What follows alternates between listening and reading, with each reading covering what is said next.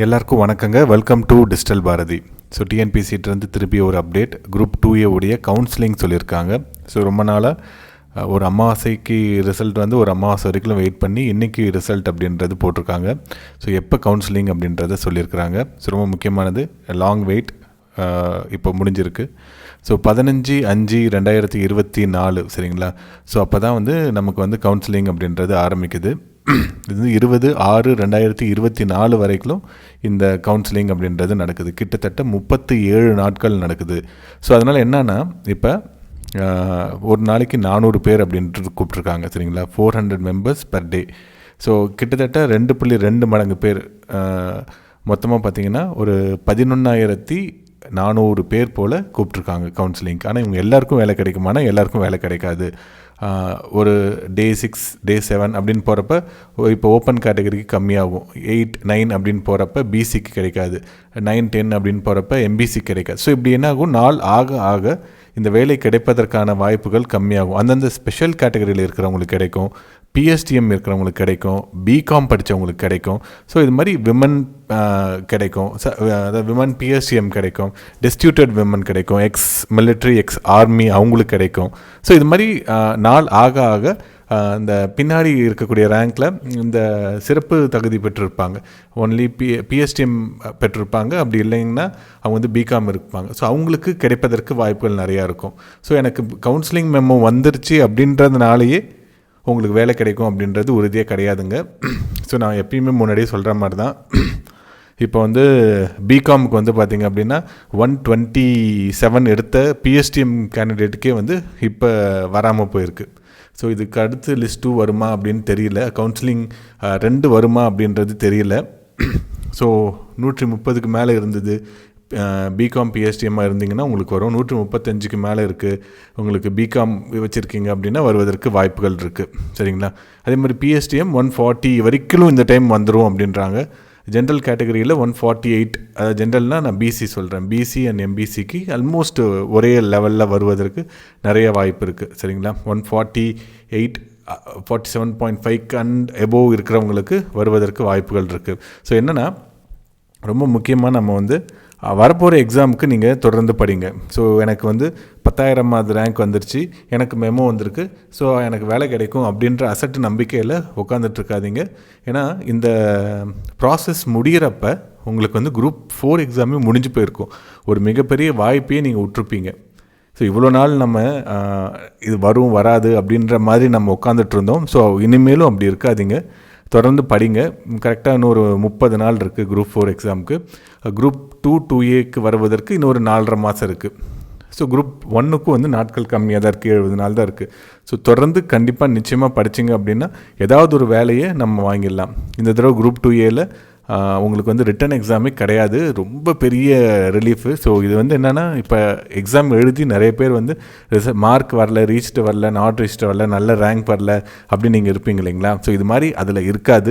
நல்லா பண்ணியிருந்தீங்கன்னா உங்களுக்கு வந்து வேலை கிடைக்கும், நல்லா பண்ணலைன்னா வேலை கிடைக்காது. கட் ஆஃப் அப்படின்றது அறுதிட்டு உங்களால் சொல்ல முடியும் இதுதான் அப்படின்ட்டு. ஸோ அப்போ வரப்போகிற எக்ஸாமுக்கு இந்த எக்ஸாமில் நான் விட்டுட்டேன் அப்படின்ட்டு உட்காந்துட்ருக்காதீங்க. அடுத்து வர எக்ஸாமுக்கு நீங்கள் தெளிவாக படிங்க. ரொம்ப நல்ல போஸ்டெல்லாம் வரப்போகுதுங்க. கமர்ஷியல் டேக்ஸ் டிபார்ட்மெண்ட்டில் வரப்போகுது, அதில் குயிக் ப்ரமோஷன் அப்படின்றது இருக்கும். ஸோ விமன்ஸ்க்கு ரொம்ப ஏற்றத்துறையாக இருக்கும் டேக்ஸு சரிங்களா. ரொம்ப நல்லா வளர்ந்து வரக்கூடிய ஒரு துறை அதெல்லாமே. லோக்கல் ஃபண்ட் ஆடிட் டிபார்ட்மெண்ட் இருக்குது. இது மாதிரி நல்ல நல்ல துறைகள்லாம் அடுத்து எதிர்வரக்கூடிய நோட்டிஃபிகேஷனில் வரும். இந்த நோட்டிஃபிகேஷன்லேயே சேர்க்கறதுக்கு முயற்சி பண்ணாங்க, ஆனால் முடியாது அப்படின்ட்டாங்க சரிங்களா. ஸோ இப்போ இருக்கிற வாய்ப்பை நம்ம பயன்படுத்திக்கணும், அதுதான் ரொம்ப முக்கியமானது. ஸோ 2 ஸ்லாட்டில் கூப்பிட்ருக்காங்க, ஒரு நாளைக்கு 400 பேர் அப்படின்ட்டு, 200 பேர் அப்படின்ட்டு. ஃபஸ்ட்டு ஸ்லாட் காலைல 10 மணிக்கு இருக்கும், செகண்ட் ஸ்லாட் 11:30 மணிக்கு இருக்கும். ஸோ கவுன்சிலிங் நீங்கள் போவீங்க, ஒரு லிஸ்ட் இருக்கும். இந்த லிஸ்ட்டில் இப்போ சே ஃபார் எக்ஸாம்பிள் ஃபஸ்ட்டு வந்து பார்த்திங்கன்னா, இப்போ ஏஎஸ்ஓ இருக்குது அப்படின்னா இப்போ முனிசிபல் கமிஷனர் இருக்கும். ஸோ பிசிக்கு 1, அப்புறம் வந்து பிசி உமனுக்கு 1. ஸோ இது மாதிரி இருக்கும். ஸோ நீங்கள் போய் உங்கள் ரேங்க் நீங்கள் எடுக்கிறப்ப உங்கள் கேட்டகரியில் இருந்தது அப்படின்னா அதை எடுத்துருவீங்க, அது 0 ஆகிடும். ஸோ அடுத்து அப்படின்ட்டு கவுன்சிலிங்கில் இந்த ப்ராசஸில் தான் எடுத்துகிட்டு போவாங்க சரிங்களா. எனக்கு தெரிஞ்சு மோஸ்ட்லி இந்த ஃபஸ்ட்டு டேவே இந்த லெவல் 12 அண்ட் எபோவ் இருக்கக்கூடிய அந்த போஸ்ட் எல்லாமே காலி ஆகிடும். கிட்டத்தட்ட ஒரு 300வது ரேங்க்லேயே இந்த சீனியர் இன்ஸ்பெக்டர் கோஆப்ரேட்டிவ் வரைக்கும் எடுத்து முடிச்சிருவாங்க. அதாவது நான் அந்த பிசி கேட்டகரி, இந்த எம்பிசி கேட்டகரி, ஜென்ரல் விமன் இது ரெண்டும் சேர்த்து சொல்கிறாங்க. 300 ரேங்க்குள்ளே இருந்தீங்க அப்படின்னா உங்களுக்கு இந்த போஸ்ட் கிடைக்கும். ஸோ நிறைய பேர் வந்து ரெவென்யூ டிபார்ட்மெண்ட் எடுக்கணும் அப்படின்னு சொல்லிட்டு இருக்காங்க. இன்ஃபேக்ட் நல்ல டிபார்ட்மெண்ட் தான். ஒரு சில டிஸ்ட்ரிக்டில் அதனுடைய வளர்ச்சி மிக வேகமாக இருக்கும். இப்போ 2012 அரியலூர் மாவட்டத்தில் அசிஸ்டண்ட் எடுத்தவங்க எல்லாருமே இப்போ தாசில்தார் ஆகிட்டாங்க.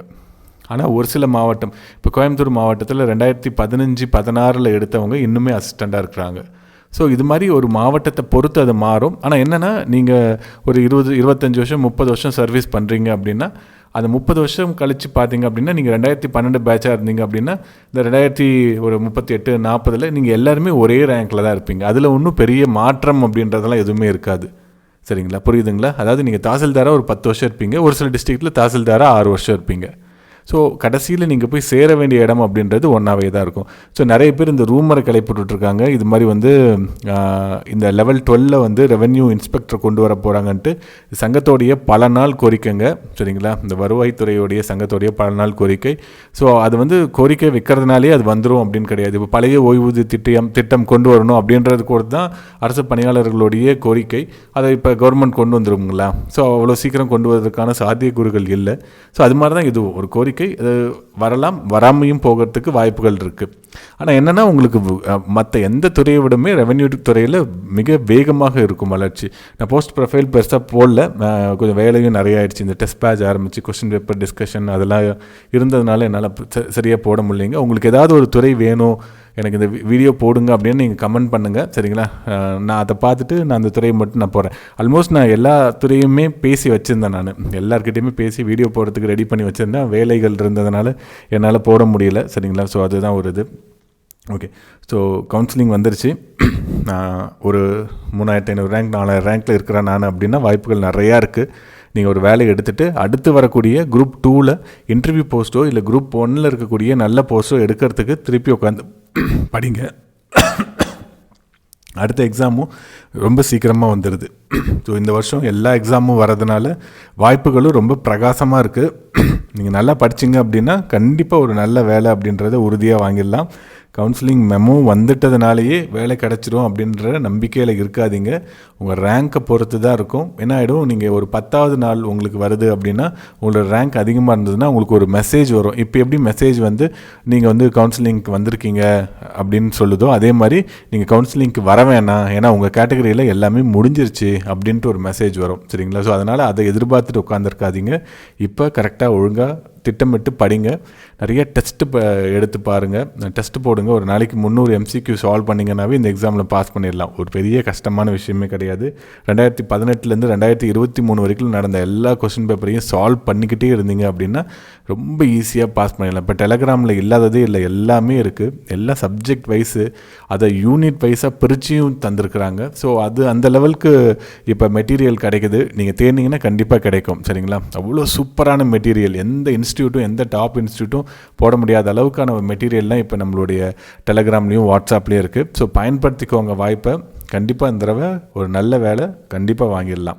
இந்த குரூப் 2Aலையோ இல்லை எதிர்வரக்கூடிய குரூப் 1லையோ, இல்லை உங்களுக்கு இது வரல அப்படின்னா அடுத்து வரக்கூடிய குரூப் 4லையோ குரூப் 2லையோ கண்டிப்பாக நல்ல வேலை உறுதியாக நம்மளால் வாங்க முடியும். நன்றிங்க.